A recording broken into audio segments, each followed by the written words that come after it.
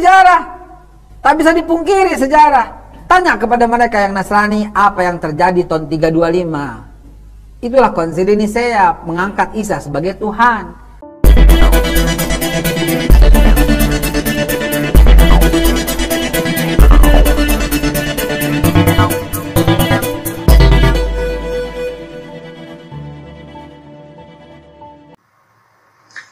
Oknum yang kedua adalah Nabi Isa alaihissalam yang mereka jadikan sebagai Tuhan. Dan peristiwa itu terjadi sebagai hasil kesepakatan sebuah konferensi yang dalam bahasa Latin Romawi disebut konsili di kota Nizia.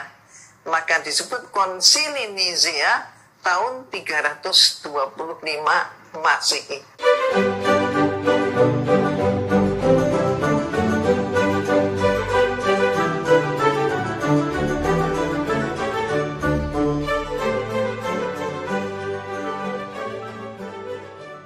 Bertemu lagi dengan saya Rina Solihin dalam channel Rina Menjawab. Teman-teman, kali ini saya akan mengomentari sebuah video dari Umi Irene Handono. Ya, kita sudah tahu semua bahwa beliau ini adalah seorang mu'alaf dan mu'alaf dari agama Katolik, mantan biarawati. Konon, teman-teman, mantan biarawati. Tapi dengar-dengar juga nggak selesai sih, ya. Sekolah biarawatinya katanya putus di jalan. Saya dengar-dengar begitu, tapi nggak tahu benar atau tidak, begitu ya. Nah, teman-teman, kali ini saya tertarik untuk mengomentari video dari Umi Irene Handono ini. Kalau yang biasa-biasa saya suka tidak begitu tertarik gitu ya. Tapi yang ini saya lihat harus saya komentari, teman-teman ya. Nah, luar biasa ya, teman-teman ya. Nah, kemudian dia di dalam pelajaran perbandingan agama juga katanya dia mempelajari bahwa ada nabi berproses menjadi Tuhan. Wah, luar biasa gitu ya. Itu agama apa yang dia pelajari, teman-teman ya? Ada nabi kemudian berproses, mungkin berevolusi ya. Seperti manusia dari kera berubah-ubah jadi manusia begitu ya. Nah, teori Darwin, ini teori Darwinnya Irene Handono ya. Jadi dari nabi berevolusi, berproses menjadi Tuhan. Lucu sekali ya, ini memang nenek ini sangat lucu gitu ya. Teman-teman, mari kita dengarkan apa kata Umi Irene ini selanjutnya. Umi bisa menyatakan demikian ini karena Umi sudah mempelajari tentang sejarah agama yang Umi anut dahulu. Sampai juga Umi mempelajari bagaimana seorang nabi diproses menjadi seorang Tuhan. Teman-teman, apa katanya teman-teman? Ya, dia mempelajari agama, sejarah agama dari agamanya yang dulu. Berarti di sini Katolik ya, teman-teman. Kemudian dalam saat mempelajari itu dia juga mempelajari bagaimana seorang nabi berproses menjadi Tuhan. Kalau saya pikir-pikir, ada nggak ya di Alkitab tertulis nabi berproses jadi Tuhan? Saya tidak tahu si Umi ini belajar perbandingan agama di mana ya? Di mana begitu? Karena satu ayat pun di Alkitab tidak ada yang menulis bahwa nabi berproses jadi Tuhan. Ini udah sesat sama sekali gitu, ya? Betul-betul sesat, Umi.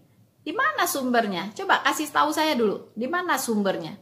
Ada nabi berproses jadi Tuhan, ya? Aduh, nggak tahu Umi belajar di mana, ya? Kalaupun Umi memang belajar, itu belajarnya dari siapa? Karena saya juga baru pertama kali mendengarkan ada nabi yang berproses jadi Tuhan begitu. Dan saya sudah membaca Alkitab banyak sekali dan saya tidak pernah menemukan ayatnya ada nabi yang berproses jadi Tuhan. Kalau ada begitu isi Alkitab, dipastikan saya tidak akan jadi Kristen atau saya tidak akan percaya kepada kitab itu. Kalau ada mengatakan di situ nabi berproses jadi Tuhan. Ya, jadi jangan sembarangan ngomong ya, Umi.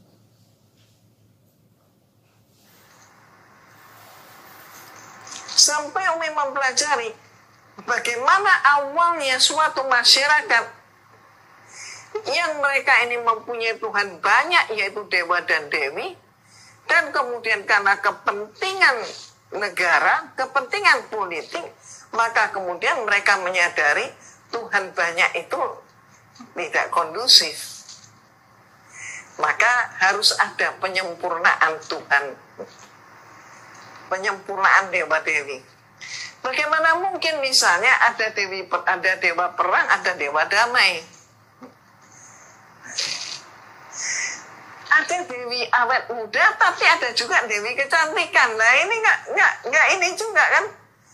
Ada kemudian dewa yang menjadi kegemaran pemudi, ada juga dewi yang menjadi kegemaran pemuda. Silakan coba tebak siapa dewi yang menjadi kegemaran pemuda? Zina. Siapa yang menjadi kegemaran pemudi? Bisa saja Samson. Samson, ya Samson. Dan Samson dikatakan anak Tuhan. Nah, macam-macam. Ada dewi kesuburan, ada dewi kekeringan, ada dewi dingin, ada dewi dingin, dewi panas, atau dewa dingin, dewa panas. Nah ini mereka sering kali berantem. Tapi di antara semua dewa-dewi itu, mereka mempunyai satu pimpinan, satu ketua. Dan ini yang mereka sebut dewa bapak. Dewa bapak. Nah, teman-teman, dari sekolah perbandingan agama, dia juga mempelajari ya bahwa ada masyarakat yang menyembah banyak dewa. Ya, dan dewa-dewa ini dewa-dewa suka berantem, begitu. Dewa-dewanya saling berantem. Ada dewa panas, ada dewa dingin, berantem ya. Ada dewi kecantikan, ada dewi awet muda, berantem gitu. Nah, jadi nggak kondusif ya. Akhirnya disempurnakanlah ya menjadi satu dewa saja ya. Nah, pimpinannya itu namanya Dewa Bapa, katanya begitu. Saya nggak tahu ini si Umi Irene Andoni ini belajar di mana Umi ya. Ilmunya tuh kok aneh-aneh begitu ya. Nah, itu yang saya tahu kemana arahnya. Dia sebenarnya berbicara tentang kondisi kepercayaan di Roma ya, di Roma. Memang beliau ini kan Katolik ya, jadi dia banyak pengetahuan tentang seluk-beluk tentang agamanya yang lama gitu. Jadi memang di Roma itu banyak sekali kalau sekarang kita jalan-jalan ke Roma, banyak sekali di situ patung ya. Nah, itu adalah dewa mereka gitu. Memang banyak dewa di sana yang disembah dulunya gitu ya. Nah, itu dia berbicara tentang kepercayaan Romawi kuno ya, di mana banyak di situ penyembahan dewa pagan. Ya kan? Nah, jadi dewa pagan inilah yang disempurnakan katanya. Ya, sehingga dipimpin oleh satu dewa yang namanya Dewa Bapa. Nah, jangan-jangan ini yang dia mengarah ke Allah Bapa ini, ya kan? Ini maksudnya Allah Bapa ini, yang dia maksud pimpinan dewa itu Allah Bapa, gitu ya. Jangan-jangan otaknya udah ke sana gitu, ya. Tapi dia lupa juga, ya, bahwa masyarakat yang menyembah dewa pagan itu bukan cuma di Romawi ya, tapi juga ada di Arab, yaitu kafir Quraisy itu di zaman pra-Islam ya. Nah, dari sejarah yang kita baca, dari peneliti-peneliti, ilmuwan-ilmuwan yang sempat meneliti sejarah Timur Tengah ya, zaman pra-Islam, itu di Ka'bah, di dalam Ka'bah itu ya, itu ada 360 berhala di dalamnya ya. Itu dewa-dewi itu ya kan. Nah, kenapa tidak dikatakan juga ya bahwa dewa-dewi yang punya anak itu, ya, dewa matahari itu bapaknya, dewa bulan itu bapaknya, dewa matahari itu ibunya. Ya, kemudian anaknya itu ada 3, Alata, Aluza, Almanat, ya kan? Nah, jadi dia itu memang beranak tuh dewa itu, ada istri, ada suami, ada anaknya, begitu. Nah, kemudian disempurnakanlah, ya kan? Disempurnakanlah menjadi satu saja dewanya. Nah, ya ditauhidkan, begitu kan? Kenapa tidak bicara itu, Umi? Ya kan? Kenapa larinya ke oke, Anda bicara agama Anda yang dulu, ya kan? Kenapa larinya ke Allah Bapa gitu? Ya. Emang ada gitu dewa namanya Allah Bapa? Dewa Bapa ada gitu ya? Saya baru pertama mendengar sih. Ya kan? Jadi janganlah, ya. Janganlah mengeluarkan statement-statement yang ngarang-ngarang gitu. Seenak jidat, seenak udel gitu ya. Jadi jangan membodohi umat lah. Ya, jangan membodohi umat. Nanti kalau ada orang yang mengatakan bahwa tauhidnya di Islam itu adalah penyempurnaan dewa-dewa pagan yang ada di Timur Tengah, Anda pasti marah kan? Anda pasti marah gitu, nggak terima kan? Gitu ya. Jadi jangan disangkut pautkan penyembahan dewa pagan di Roma dengan Bapa. Nggak ada hubungannya. Jadi jangan aneh-aneh gitu. Dan apa yang Anda katakan itu sumbernya dari mana? Apakah ada di Alkitab dicatat? Nggak ada kan? Nah, jadi mohon hati-hati ya, hati-hati ya. Karena orang lain juga bisa berpikir seperti Anda berpikir begitu. Ya kan? Jadi jangan sembarangan. Oke?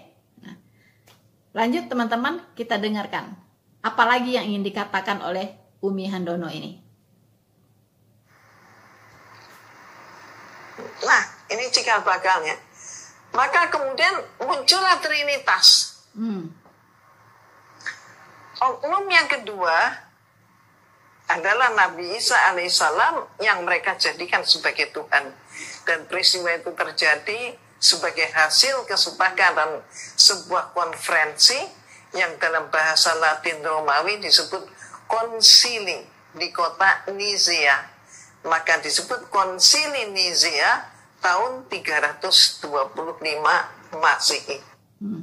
Teman-teman, ya, dia juga menuduh gitu ya, menuduh bahwa konsili Nisea yang diadakan di kota konsili itu adalah untuk meresmikan Yesus Kristus menjadi Tuhan, mengangkat Yesus Kristus menjadi Tuhan, ya kan? Dia tidak belajar apa sebenarnya yang dibicarakan di dalam konferensi tersebut, ya. Nah, kalau ingin tahu sedikit sejarahnya Umi, ya, Konsili Nisea itu diadakan oleh Gereja Katolik, ya, Gereja Katolik tahun 325 Masehi, ya. Nah, jadi apa yang terjadi di situ, ya? Apa yang terjadi di situ? Ini adalah acara konferensi, ya, konsili itu dari seluruh uskup yang ada di dunia, ya. Jadi pertemuan uskup di seluruh dunia, ya, teman-teman harus tahu juga, ya. Nah, ini yang diselenggarakan oleh Kaisar Konstantinus Agung, ya. Jadi yang mengadakan itu adalah Kaisar Konstantinus Agung tahun 325 Masehi, ya, di kota Nizea. Makanya namanya Konsili Nizea, ya. Itu di sebuah provinsi, ya, di Britania di Romawi, teman-teman, ya. Nah itu diadakan oleh Kaisar Konstantinus, ya. Dia yang menyelenggarakan ini. Keputusannya apa di situ, ya? Apa ya di situ yang dibicarakan, ya? Yaitu yang dibahas adalah ajaran Arius. Ya, apa itu ajaran Arius? Arius itu nama orang, teman-teman, ya. Nah, jadi Arius itu adalah imam paroki di Alexandria, ya, di Mesir. Dia imam paroki. Nah, ajaran Arius ini dia mengatakan bahwa Yesus itu bukan Tuhan. Ya. Jadi Yesus itu bukan Allah, tapi ciptaan. Nah, pada saat itu gereja Katolik tidak terima begitu, bahwa dikatakan ajaran Arius ini ajaran sesat. Ya, yang mengatakan bahwa Yesus itu bukan Allah dan Yesus itu adalah ciptaan. Nah, maka Konsili Nisea ini menolak ajaran si Arius ini, begitu, ya, dianggap menyimpang, begitu. Dan ini sebenarnya betul gitu, karena Yesus adalah Tuhan itu bukan di 325 Masehi ini taunya, tapi sudah jauh-jauh, ya, di abad pertama, ya, di kitab Kejadiannya sudah tahu, ya, bahwa Yesus itu adalah Tuhan itu sendiri. Di kitab Yesaya aja sudah diberitahu bahwa Yesus itu adalah Allah, ya, adalah Tuhan, adalah penebus, adalah juru selamat, ya kan? Nah, jadi mengapa pula Arius ini, ya, dengan mengeluarkan pengajaran bahwa Yesus itu bukan Allah, dari mana sumbernya, begitu, ya? Karena kitab suci jauh sebelum dia, ya, dia lahirnya kapan mungkin, ya? Kalau dia masih hidupnya di 325 Masehi, anggap umurnya 40-an, dia baru kapan lahirnya, gitu. Sementara kitab Perjanjian Lama ini sudah selesai ditulis ratusan tahun sebelumnya, gitu. Ya, bisa jadi 1000 tahun sebelum itu. Kitab Yesaya saja 700 tahun sebelum Masehi, gitu ya. Nah, jadi ini betul-betul Ibu Irene ini, ya, Umi Irene ini nggak tahu gitu apa sih yang dibahas di Konsili Nisea itu. Tidak ada di situ mengangkat Yesus jadi Tuhan, menobatkan Yesus jadi Tuhan seperti yang digembor-gemborkan oleh para mualaf dan ustadz-ustadz di luar sana, ya. Itu bodoh sekali begitu. Bacalah sejarah, belajar yang benar sejarah dari sumber yang bisa dipertanggungjawabkan gitu. Jangan cuman dari mulut ke mulut, ya kan? Orang pertama sesatnya cuman 10 meter. Ya, kesananya ya hanya transfer kebodohan, ya. Itu sesatnya udah berkilo-kilo gitu. Ya, jadi marilah kita mencerdaskan umat, bukan membodohi umat, ya Umi, ya. Ya, jadi Konsili Nisea itu, Umi, itu hajatnya umat Katolik. Ya, hajatnya umat Katolik, dan di situ tidak ada hubungannya dengan Kristen saat itu. Ya, nah di situ yang dibahas adalah ajaran Arius, ya, ajaran Arius tahun 325 Masehi itu, gitu, ya, karena bahwa Yesus adalah Tuhan itu sudah ada ribuan tahun sebelumnya di kitab sucinya orang Yahudi, sudah tertulis, sudah dinubuatkan, ya, dan sudah digenapi di Perjanjian Baru. Jadi tidak bisa lagi disangkali bahwa Yesus itu adalah Allah, bahwa Yesus itu adalah Tuhan, ya. Jadi tolong dusta ini diakhiri, ya, bahwa di Konsili Nisea itu tahun 325 Masehi itu hajatnya adalah mengangkat Yesus jadi Tuhan, itu bohong, dusta, ya. Dusta itu sumbernya dari iblis, karena iblis adalah bapa dari segala pendusta. Jadi tolong mulai saat ini diluruskan, ya. Itu omong kosong dibuang, gitu. Dosa, ya, dosa. Jadi kata Tuhan, jangan menambahi firman, ya, kalau kamu tidak mau dianggap pendusta. Pendusta itu datang dari iblis, dusta itu datang dari iblis. Oke Umi, jadi jangan sebar-sebar kebodohan lagi di mana-mana, ya.